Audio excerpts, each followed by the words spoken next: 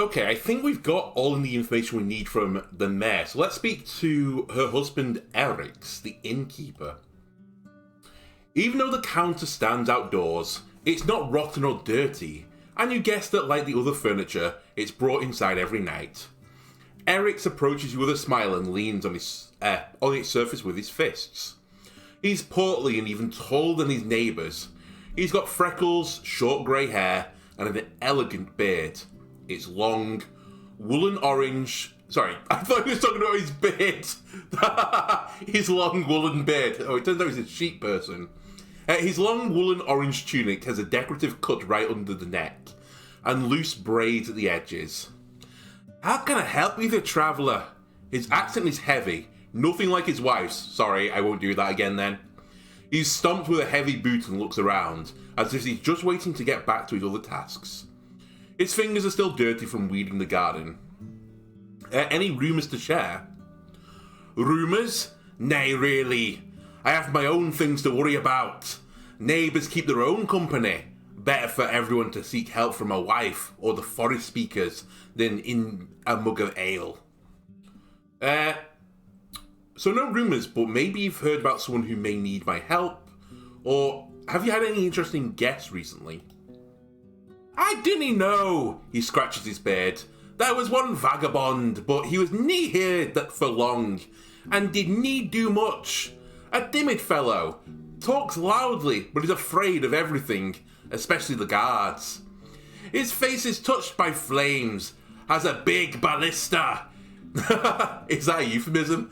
He says this word with a strange accent, smirking, and a large bird as his beast of burden.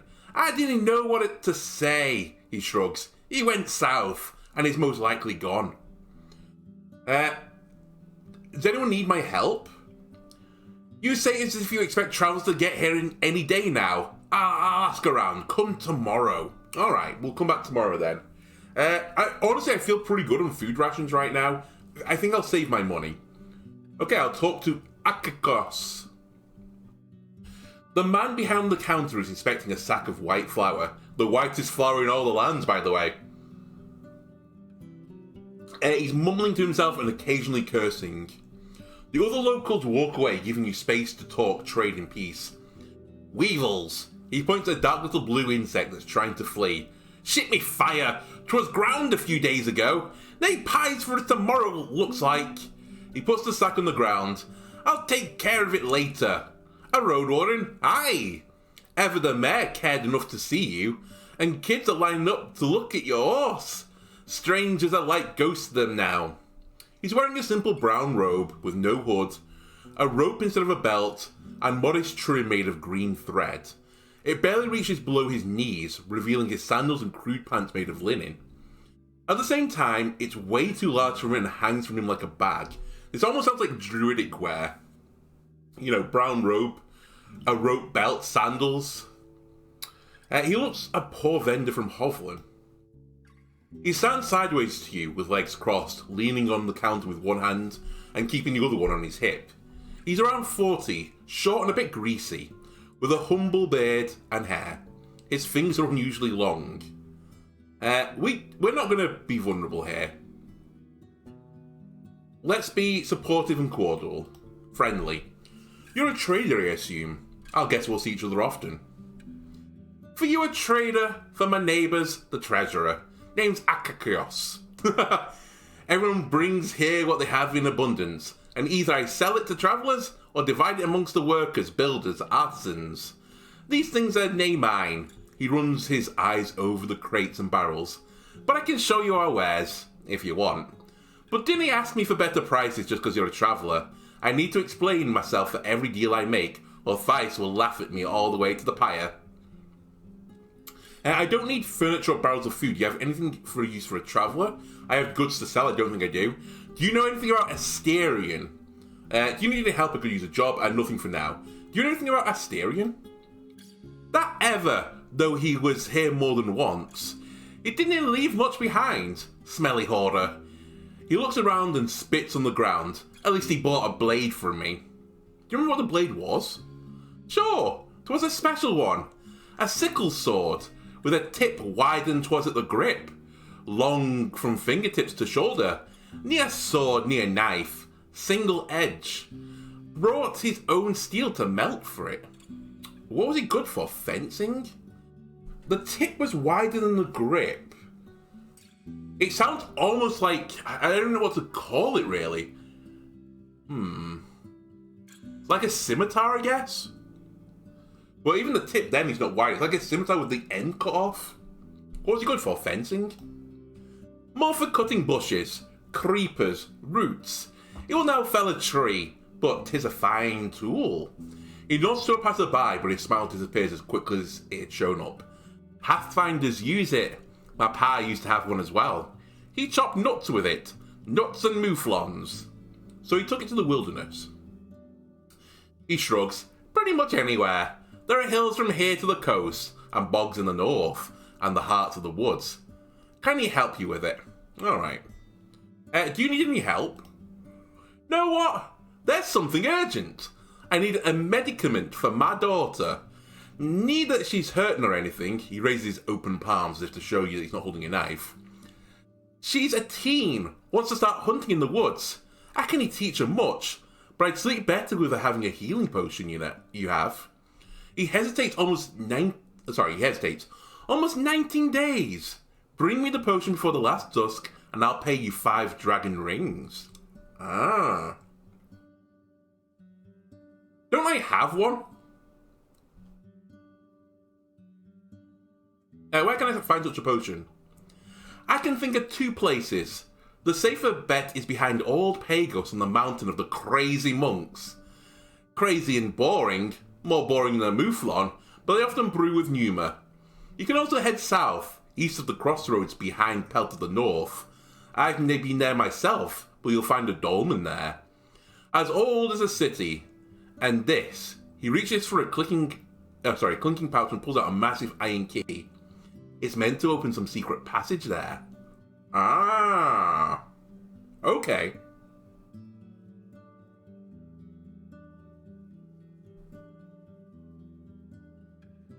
So my healing potion's not good enough for you then, I take it. How do you know about that secret? From a merchant. She's from south of Hag Hills. What the fuck is Hag Hills? Alright. Let's update my little map. So Old Pagan is also mountainy. So let me draw mountains around my Old Pagos. So I think we could potentially go round. So as I see, if you look as a circle, I think we could go round from Howl's Den to the White Marshes. And I think south will be Old Pagos in like the mountain area in the middle. And there's Danger Beast there. There's a monastery. The monastery is probably Old Pagos. Okay. She didn't want to take the stall. I don't want to pry about this. I'm not interested. It should be worth more than 5 coins, and you've been keeping this key at your side ever since. I kept it with my trinkets and coins, that's all. We were planning to go there for years, but 'tis one of the things you talk about and you do it. His brief laughter turns to a cough. Alright, I'll look for it. You know what? That seems like a decent deal. I'm not going to haggle anymore for you. Good, he smiles. Anything else? Let me just quickly see my journal on this one. Quests. Oh my god, we have so many quests right now. The merchant medicament. He wants a healing potion. I need to do it by day 20 or earlier. The secret chamber of Dolmen somewhere on the southern road. Or the monks of Old Pagos. Okay, I'm willing to go to that eastern path then, I suppose, and try and help it for you. We don't need anything for now. Actually, sorry, trader. What do you have? 'Tis hard to say, What do travellers need? He clears his throat and turns away to have a look at his stall. While some of the crates and barrels are empty, they carry an assortment of odds and ends. Tools made of wood and stone, pots, mugs, seeds, vegetables, fabric. It takes him a few minutes to look through the wares. He puts 3 packages on the countertop as he unwraps the first one. You recognise what it is by shape alone. Tell me this is near beauty. He chuckles and lets you hold the shiny battle axe. The haft is long, but the head is light. I know what you're thinking. Your eyes say everything. He praises the weapon loudly, but you barely listen to him. You see your reflection in the unused blades, as sharp as they get. You're not a smith, but you see not a spot of rust. When you take a swing, it takes hardly any effort. I'm not any fancy-pantsy, woodcutter, but don't you want the head to be pretty heavy? Isn't that what's going to give you the momentum to chop the tree down? I feel like a light axe would be a bad axe. The leather straps holding the pieces together are just decoration, and the handle is as smooth as glass and perfectly fits into your hand. The man chuckles. You like it, aye? Now, I doubt you can afford it, but do not worry. That's all I have. Okay, let's look at the rest of this stuff.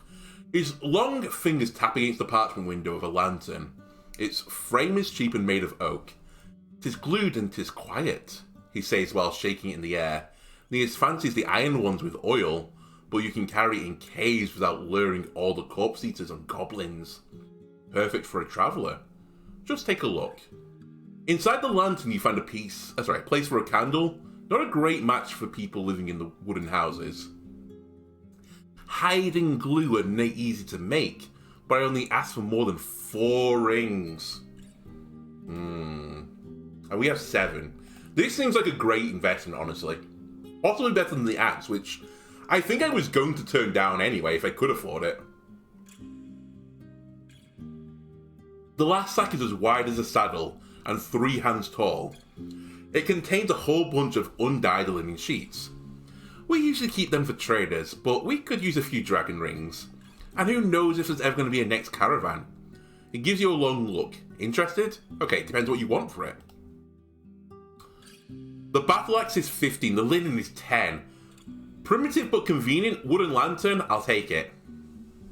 Also, this surely is helping the place. Alright. Honestly, you've been a great help, Akakios. Right, we leave the square. You're wandering through the village. 2 men in light clothing are carrying a wooden log, insulting each other in a friendly banter. A young woman is chasing after a loose chicken, embarrassed by the giggling of bystanders. So we just left the main square, right? So we can go to the tailor or the local priests. Also, we have the wait option. It's 6 hours till dusk. We're not leaving today.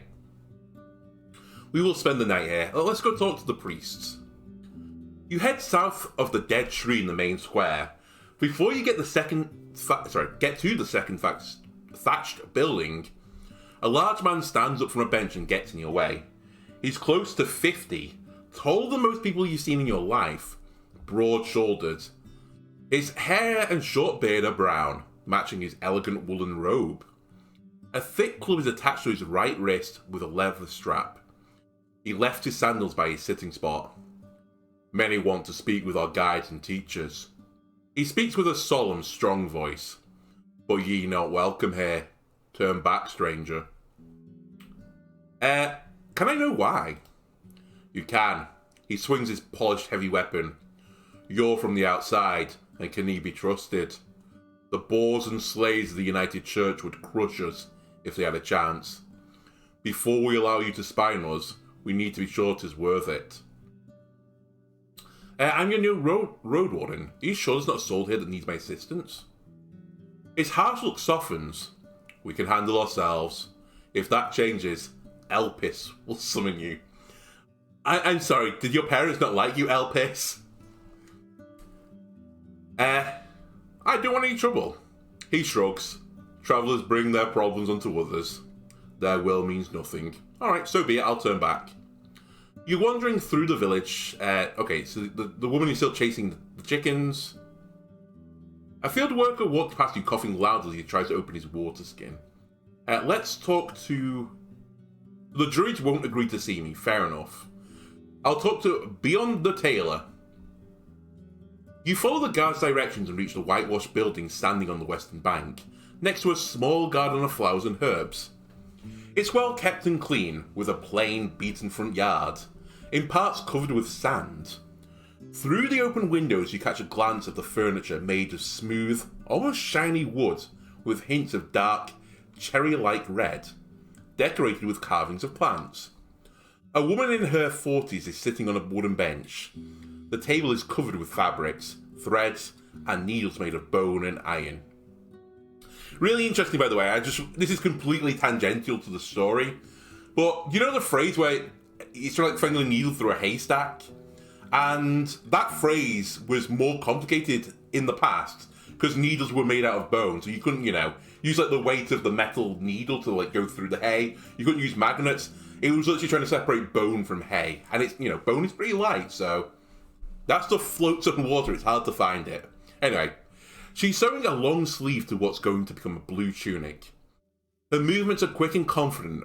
Her brown, wavy, shoulder-length hair is tied into a wreath-like braid, but other than that, her clothes are simple and inconspicuous.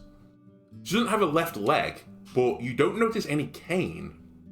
You observe her for a few moments until, without sparing you so much as a glance, she encourages you to speak with a grunt. My gambeson seems pretty good, honestly, right now. I'm looking for a tailor.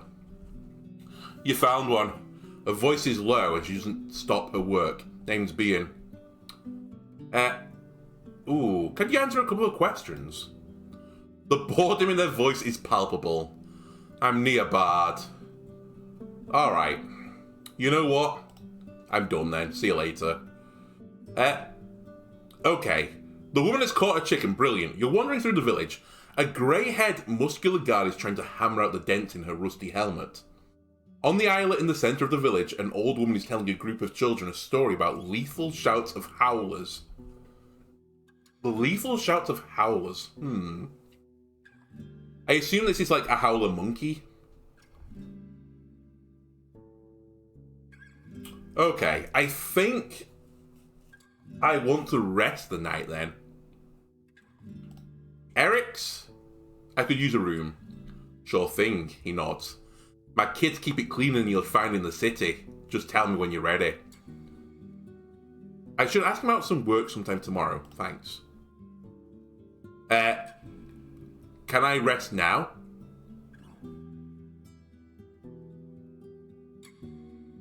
I should ask him about the work sometimes tomorrow. Need assistance? Thank you for your time. No news to share. I didn't want to ask that question.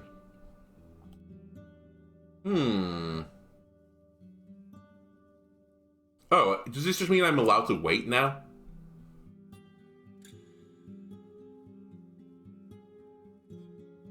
Wait, is it just midday? Is that what I'm learning here? 6 hours before dusk? Because I was imagining this was going to be like, 4 PM or something, like afternoon. I guess it is a little bit early. So hang on a minute. What is to the left of Howler's Den? What is to the west? I'm not sure. I don't want to go there again. Travel time 2 hours 45. Maybe I can do this and get... No, I won't get back in time. Alright, let me head out to the west then. And have a look what's here. The path gets greener and meanders between treacherous precipices.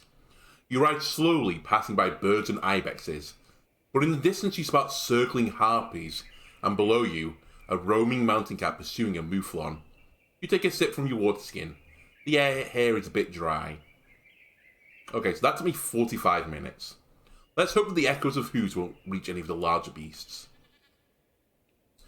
The path leads you down again to a small, moist valley, impenetrable for a rider. The thicket is made of thorny shrubs, tall grasses, and the weak fallen boughs that nourish mosses and mushrooms. You examine the remnants of the path covered with greenish puddles. Without the roots and with a fresh layer of pebbles, it may still be restored. You look behind you. The road is clear, no ambushes so far. But if you hope to clear this place, it would be better to do it soon. It will only get denser with the passage of days. I'm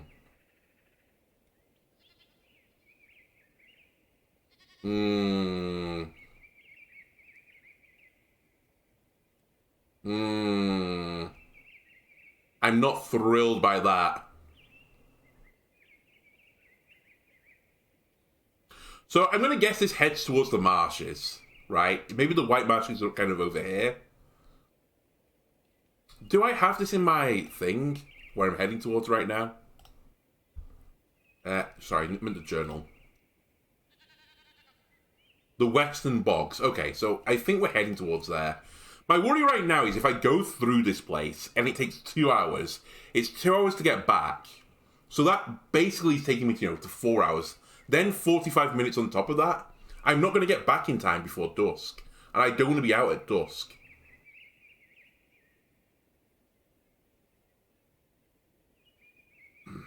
Let me head down here instead. The shapes of mountains are cutting through the horizon. The water gets gradually less muddy. The cleaner it gets, the more animals you see. With a family of deer blocks the road, resting and enjoying the cold water, which would be deadly for a human stomach. You consider riding around them through the sparse meadow, but your presence also causes them to disquiet. Without much haste, they regroup and run east into the leafy forest. I continue on. So this is the mine, right? Oh, it's Hag Hills! Oh, that's the mine. Okay. What was Hag Hills about? What did I learn about this? Did I just learn it about its existence? Where are you, Hag Hills? Doesn't even say on here. Terrific. You've reached Hag Hills, the wall of stones that has stopped the city's grasp. The one well-established route through to them leads through the valley where you found Julia's camp. There are no maps of the highlands nor local tribes, only stories.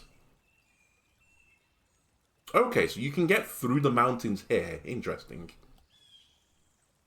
The beaten path leads you by the garden beds of herbs and vegetables to an odd yet not abandoned mine, hidden behind a massive door made of steel. Alright, I look around, there's no hitching for a mount. Ooh, we're gonna have to leave fairly soon though. A bearded, skinny elder sits still on a bench, observing you like a sculpture, with his legs crossed and fingers interlocked on his abdomen.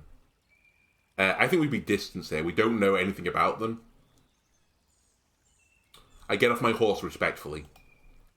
You dismount and keep an eye on Shadowmane. You greet the man as he nods back to you. You mention that you have a few questions.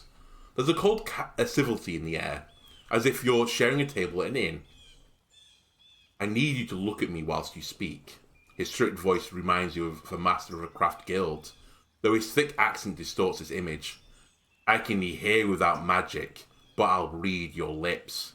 I've no wish to talk to you about your daily struggles, traveller. It's near a refuge for strangers. Say, what you're looking for and let our paths split. He doesn't yell, but his voice is not used to being opposed. His face is wrinkled, but he sits straight, with beard and hair still carrying glimpses of fair blonde. He's tanned like a worker and his eyes are blue and piercing, as if they belong to an infant. Kind of weird that he's tanned, assuming he works in the mine. Maybe he doesn't, maybe he works in the fields. The stories of my ancestors may reveal to me who this man is. You ponder out his unusual vigour and the unguarded garden. He may be a spiritual leader of a pagan community, most likely a spellcaster. Druids try to protect others from nature's wrath by teaching them to respect the laws of balance and restraint. Different tribes develop their own traditions, but you know that in this province, such priests prefer to be addressed as forest speakers. I explain who I am. What do you call him? Forest speaker!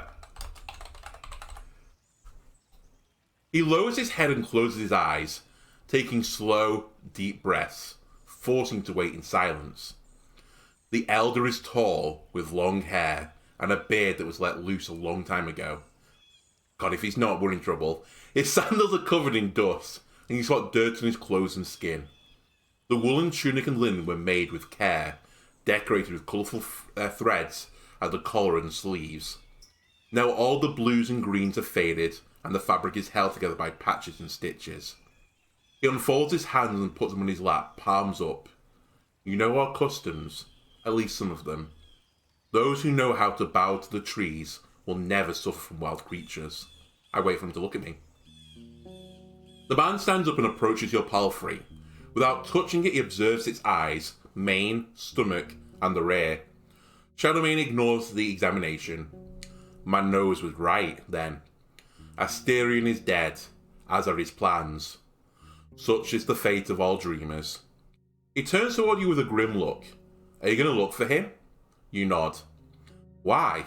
If he's vanished into the fogs, there's no point in putting yourself in danger. What do you expect to find? It's a job as a reward for him. He may need my help. I need to know what kind of danger he encountered. If he's dead, I want people to know about it. If someone tried to make him disappear, they deserve to face justice, or there's no reason why you need to know that. Honestly, I'm going to come up front. There's a reward. It's a job. He closes his eyes and nods slowly. The people of the North need someone willing to jump through the fire in exchange for furs and iron. Yeah, I wish you'd focus on saving the living, than chasing those who are already gone. With lively steps, he heads towards the spring. He washes his hands once again, forcing you to wait. All people need time to gather their thoughts, or he tries to dictate the pace of the conversation and put me in my place. No, he just needs time to, gather his thoughts. His voice is warm. So, how can I help you? Holy moly, he's got a lot of things. Have you met Asterion? I presume he has. What can you tell me about this place? How can you survive in this place being by yourself? What can you tell me about the peninsula? Bandits? Can you tell me anything about the altar near the crossroads in the north? I dabble a bit in herbalism. Any chance you have some of the... you tell me some of the wound wort, sorry. I want to know what happened in the village in the east. What can you tell me about the druids? It seems like the path at the heart of the woods is quite dangerous. I'm looking for a job, and can I enter the caravan? I need a place to rest. I'm not going to ask you about that one. We've already got a place to rest for today. Let's ask about Asterion, since we're on the topic anyway. He wanders among the garden beds, from time to time touching the leaves at hand. He was here more than once. He was near one to stand aside and let the events play out themselves. The villagers from the north are sometimes in need of his assistance, and Asterion was serving them as a messenger. He bends down and tears away a small, flowerless plant. He wanted to settle down amongst these roads, maybe to live freely. He had great plans and wanted to make this realm flourish. To rebuild the ruins, get rid of the brigands, and clear the trade route. I told him that the forest needs more people, and that this realm is too wild to feed and clothe everyone. His greed and dreams have eaten him, and now he is no more. He pauses and you can hear his heavy breathing, as if it's getting tired. He straightens up, and that's that, traveller. If you want to look for his shell, travel north. Far north. People there should know where he is. I'll do that, that's very useful information. So Asterion went to the far north. Okay, if this guy's tired, I don't want to, make him talk for too long and get too tired. We don't need to know about how he can survive. I don't need to know anything more about the peninsula right now. How about the bandits? Are they bothering you? He strokes his beard, but then grasps it nervously. There are souls who steal from White Marshes, a village in the north. They would need dash to show up here, but those brigands are brutes, simpletons. Ever their leader, Glaucia, listens only to force and will humiliate for the enjoyment of her band. She can neither be afraid of some lost Roadwarden. He lets go of his beard and lowers his head. She's drifted so far away from her old self, a kind, bright girl from Gale Rocks, loved by her parents, but now, do not cross her or she'll find you. Okay, so the leader, Glaucia, thug from Gale Rocks. So maybe we can find more about her and what happened to her if we get to Gale Rocks. Which, do I have it on my map? Is in the very, very north.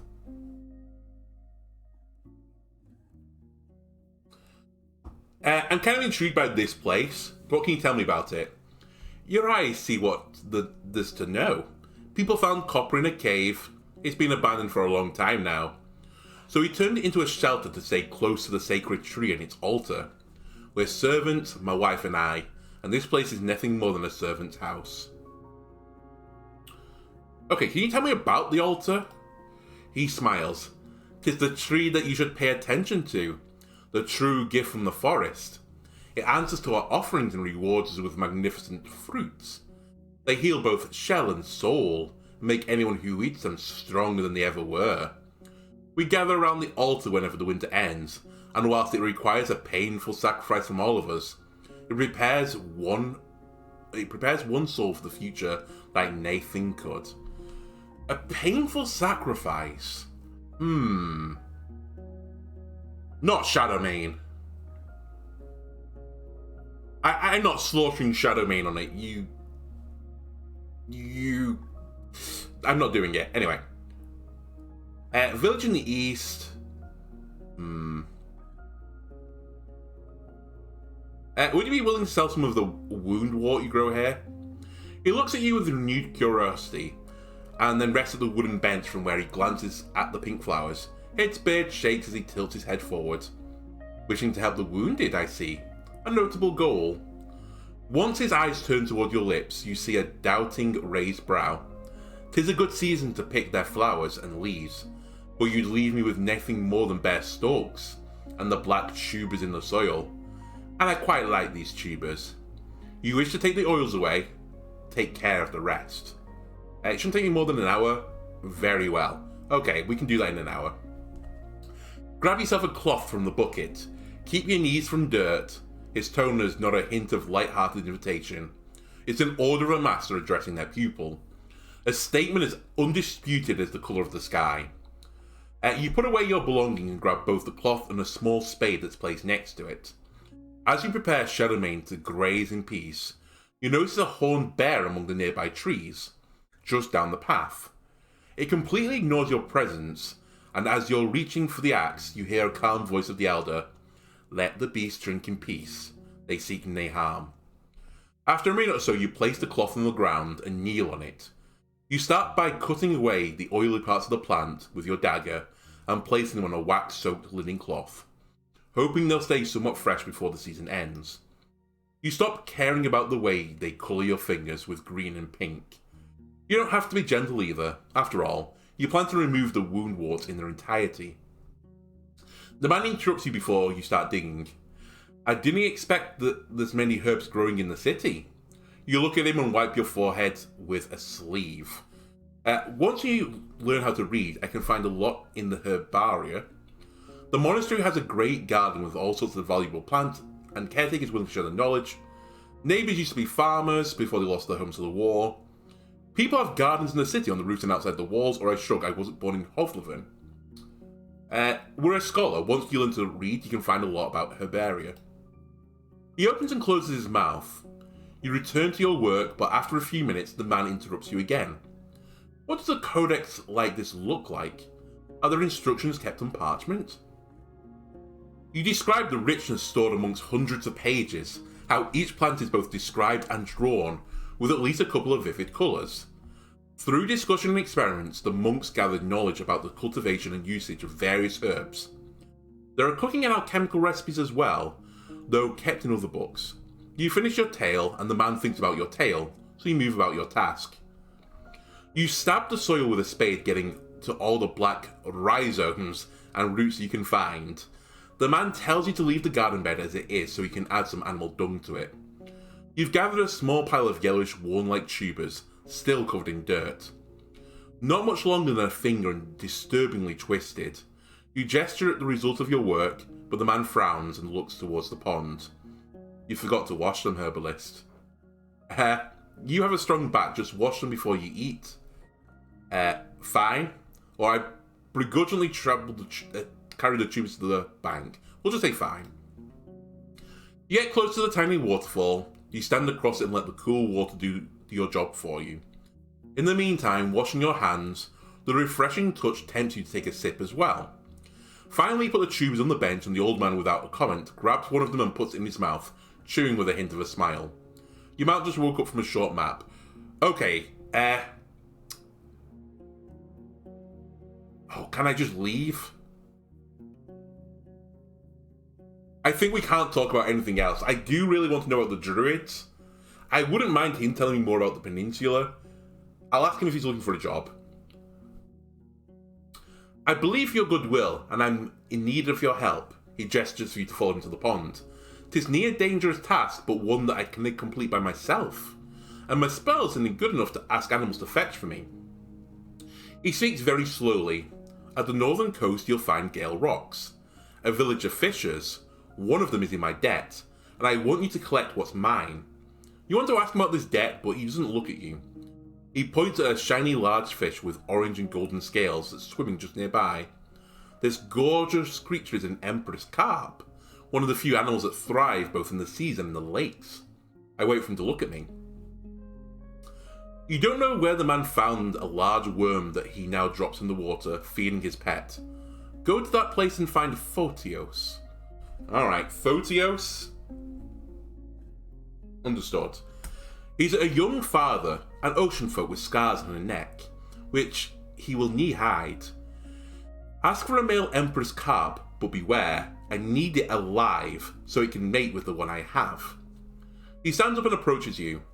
I didn't sleep on dragon bones, but the pneuma in my blood, I'll use some of it to heal your wounds, though need more than once. That's fair.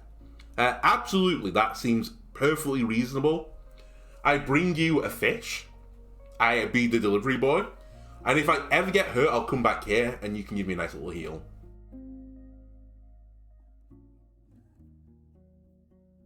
Okay, can I just travel now? See you later, dude. It's been a blast. I would like to get back to Howler's Den. Right, we have a place to sleep. You ride through the open gate and swiftly dismount. There's too many people around to let Shadowmane run amongst them. Head to the stables. You spend a few minutes with Shadowmane, but before you reach the square, someone clears their throat. You turn towards a man in his 50s with large hands, an elegant beard and doe hair. The stable master. He both introduces himself and answers an unspoken question. You frown, then realise that you indeed saw him before, and your palfrey was nicely taken care of during your first visit to the village. Or rather, I'm one when it's necessary, but I'd rather grind flour. He says with annoyance. You generally think your beast waters itself, brings itself fodder from a storehouse, and cleans its own shit, nay? 'Tis time and hay. It's tis, he points at your companion. Isn't he going to work for it? You better have a pouch at hand.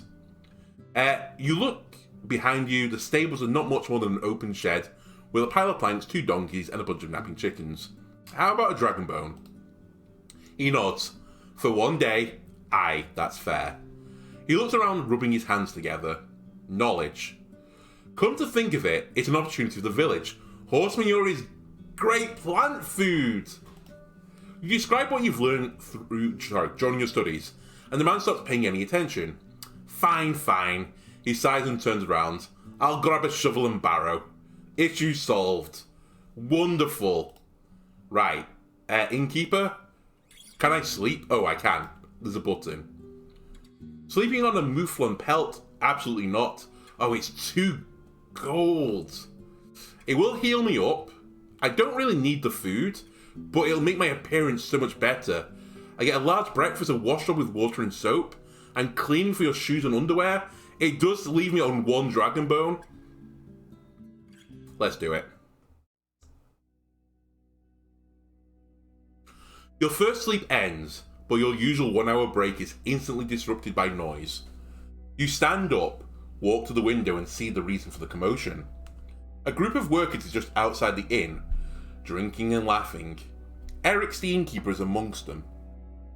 You could join them, but if you do so you won't get a good sleep tonight, and after such a long day you may end up exhausted.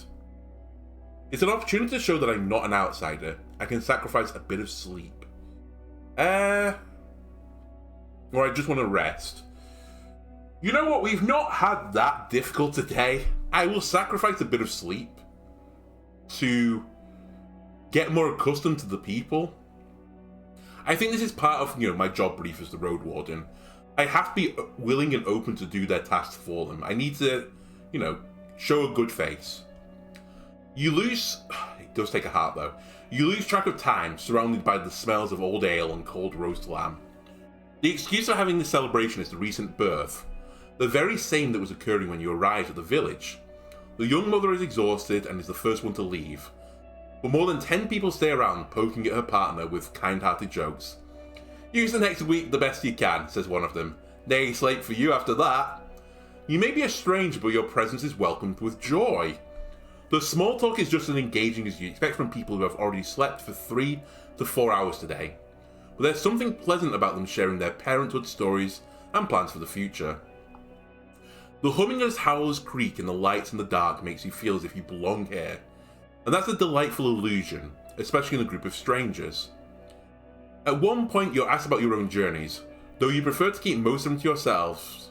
One of the hunters encourages you to strongly travel to the creeks. They're a fun bunch, you see. They love to meet new people, but be ready to wake up with a spinning head. Okay, so the creek is in the northeast, I think.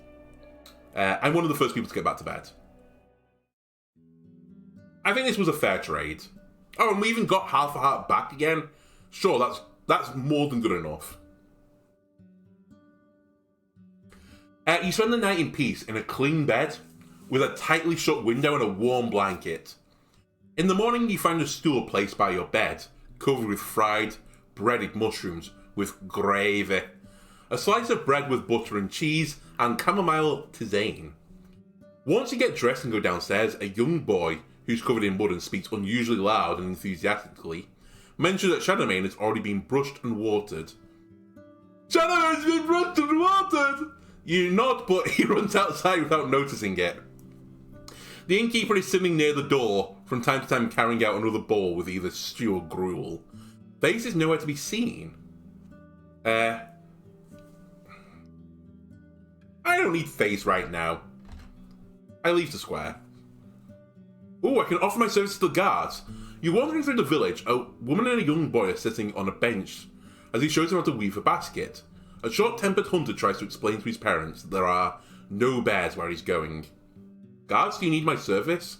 Escorting the foragers. A group of workers is going to explore the forest garden, seeking wood and mushrooms. You'll ride ahead looking out for threats. This task will take you about half a day and may get dangerous. Okay, I'll do it. I need money. I'm down to my last gold. Oh, it's just an auto event. Wait, could that have killed me? It turns out you don't have much to do. You get your job done quickly and with little difficulty. Wonderful. So I lost an appearance for that? Understood. Alright. How long was left in the day? 12 hours. Okay. I wouldn't mind going back to this guy, but we'll go back later. What I do want to do is head here, because there is a job for me. Now, this path is dangerous, so we have to be very careful. But we are looking, and I'm going to find this now in my journal. Not this. Sorry, I want quests. Where are you? The merchant. A secret chamber on the southern road.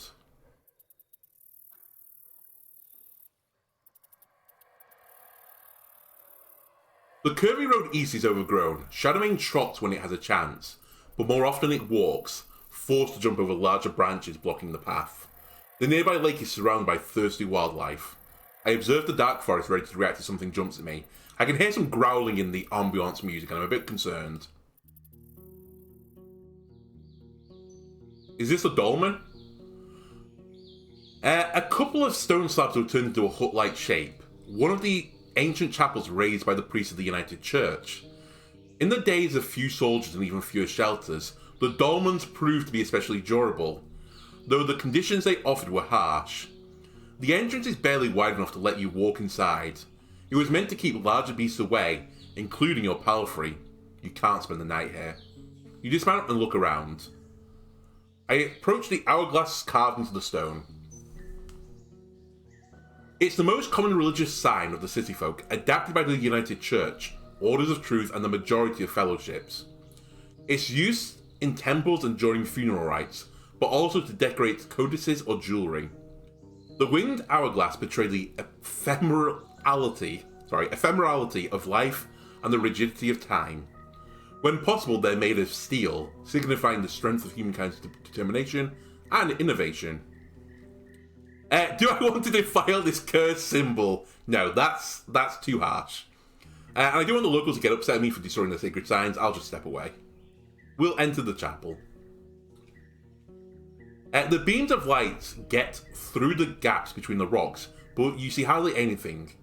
A torch would fill the place with smoke, but a candle will suffice. You wonder how many travellers were sitting on the cold rock, observing the entrance, and fighting with their heavy eyelids. I prepare my wooden lantern.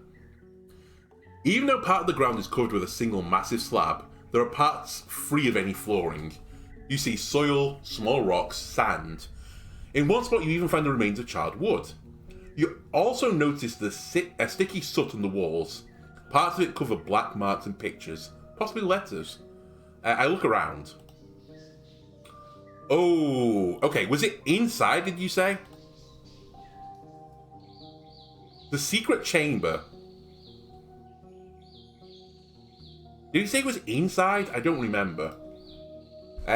Secret chamber. You either don't find it or I can't understand you. Chamber. Key. Keyhole.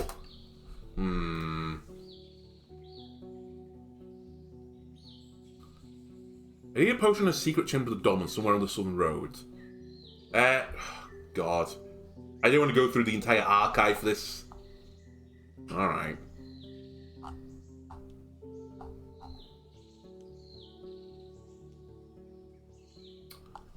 Okay, so this was Eric's.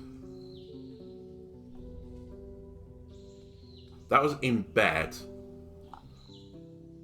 Creeks. Ah, sorry, this was the second time.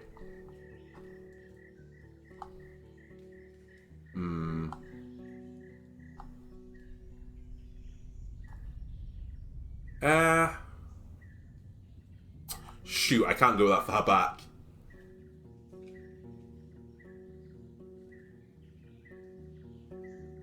I'll try outside in a second. Do I have anything about this? Pelt. Dragon bones, no. Cock.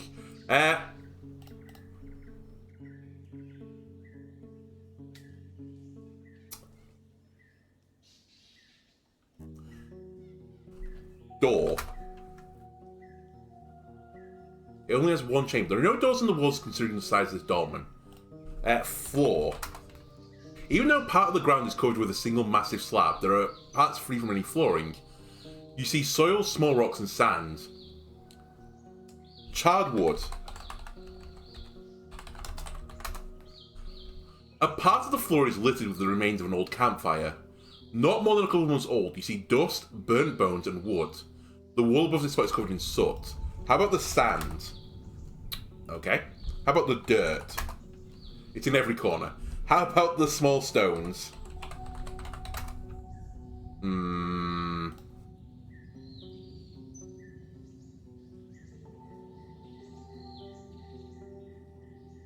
Maybe it's just secret? Did I ever do that? I think I did chamber.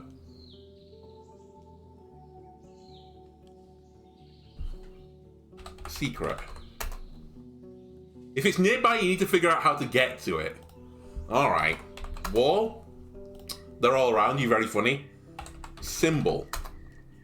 A large part of the wall is covered with engravings. It's difficult to figure out what they're meant to portray, but one picture is obvious to you.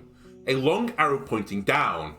Part of the writings as well as nearby walls covered with soot. Knowledge. I understand what's written here. The images and letters are a combination of two separate texts. The first one is written with words of Adair and belongs to an era as old as the dolmen itself. It's almost impossible to decipher it, but you can make sense of it by connecting some words and the general structure. It was a prayer or a spell asking for a safe road. The other messages are maybe a couple of years old. While they use the same alphabet, they try to express the modern city tongue. It's a list of wares, sometimes portrayed by images and their value in dragon bones. Some of the pictures are used as obscene insults.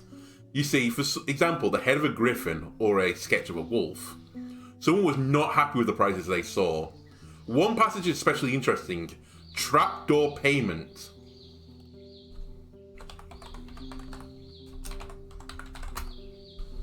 What? Trapdoor.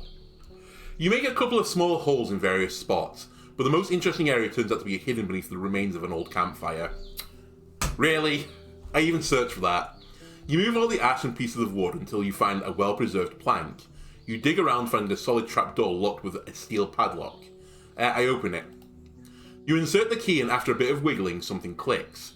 The padlock is cold, dirty and rusty, but you easily get to the iron latch, which moves away smoothly. You have no problem unlocking the trapdoor. We look inside. You lift the hatch and the heavy, humid air brings to Seoul an abandoned farm cellar. Your candle allows you to estimate that the tunnel is roughly 15 feet deep, but there's no ladder that you can use. You think about lowering the rope, but you realise that one of the brick walls is covered with large holes, meant to be used as sort of vertical stairs. You hear no sound coming from the tunnel, but the mouldy walls and old cobwebs are not that welcoming. Now, I'm a little bit concerned that maybe someone locked someone in here and there might be an undead in here, but we have to anyway, so let's do it. You have to move slowly, learning the new route. You hug the cold, moist wall, seeking the support for your boots. It doesn't take long before you feel comfortable enough to jump down, then light up another candle. I would never jump down. If I could not see the bottom, I'm not jumping. There's a 0% chance. Because what if it isn't 15 feet? What if it's 115 feet? I don't want, my ankles to be around my earlobes. Anyway, both the walls and the floor are made of stone slabs. You see no movement, no other sources of light. The short tunnel leads you to a small room. We walk inside. The room smells of rotten wood and fungi. The abandoned junk is scattered on the ground and shells. Earthenware jars, rotting scraps of linen or leather. Wooden plates, bones for carving, and rusty iron tools. Whilst these odds and ends may be years or decades old, the basement could just be an ancient main floor of the chapel. The one thing that seems to be uniquely fresh and durable is a small wooden box held together by a few fibre cords. I take the box. It doesn't feel empty, but it's light. You shake it a bit, trying to guess what's inside. You can't open the box without cutting the cords. I'll cut the cords with a knife and open the box. The box turns out to be filled with rags, covering a fragile bottle. It's small and closed with a tall wax seal, inside of which you see a thin stick. It should be easy to instantly open it if needed. You can't look inside, and if you open it, you may not be able to seal it again. Nevertheless, you recognise a magical potion when you see one. Probably the one you were meant to find for Akekios, the merchant. I attach it to my belt. It may be useful later on. I'm prepared to leave. Using the light of your candle, you memorise the halls. You climb up quickly. I go outside. There's nothing else for me to do here. Ladies and gentlemen, I think we've done it. 8 hours before dusk. We're not going down this eastern path anymore, unless I have to get to the Enchantress. That was far enough for me for now. Okay, so I don't want to go to these ruins.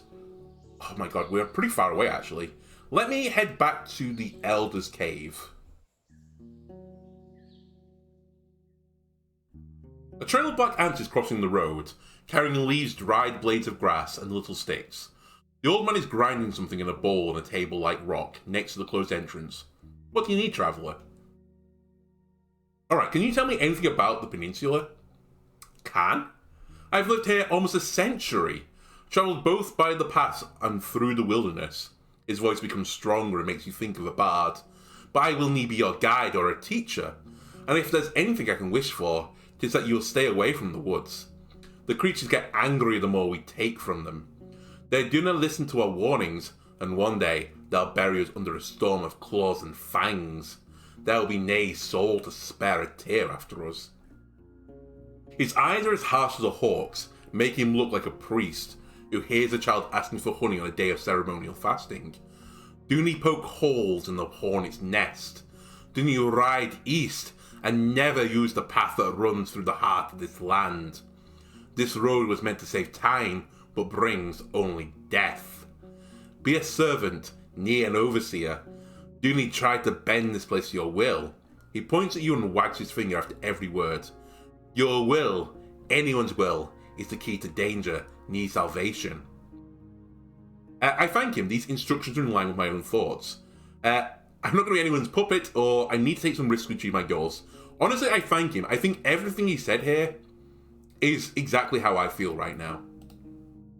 He's observing your lips. Do you need anything else? What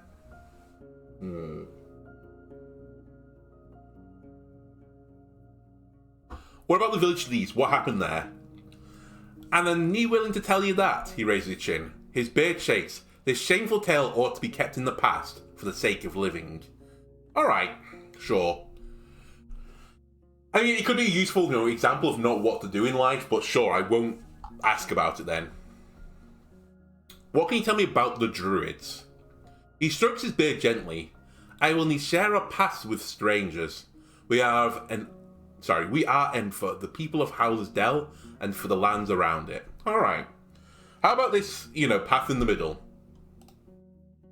It is a long and dark past, and already caught many souls of its builders. It is paved with blood, and last 10 years have revealed it was all for nothing. Since the days of... He glances at you once again, surprising you with how shiny and lively the blueness of his eyes is. Of grand discord, the tribes of this land are locking themselves in their fields and houses, too afraid to leave them behind, too untrusting to meet other souls unguarded. 'Tis neither the first road to be claimed back by the wilderness, and he will not be the last. You ask him any tips for how to survive such a trip, and he tells you it would be wiser just to avoid it. He then reaches to his pocket, grabs a leaf, and puts it to his mouth, chewing gently.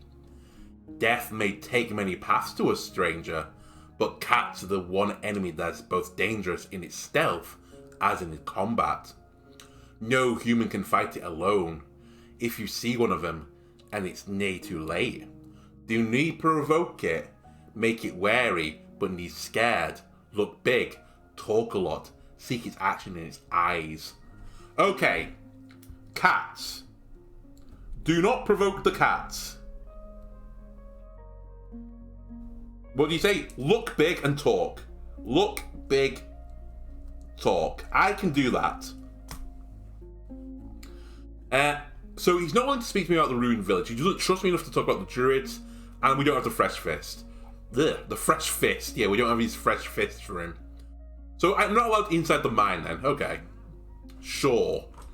I guess we're going to be traveling again then. I feel like the timing's a little bit awkward again. 45 minutes. How long?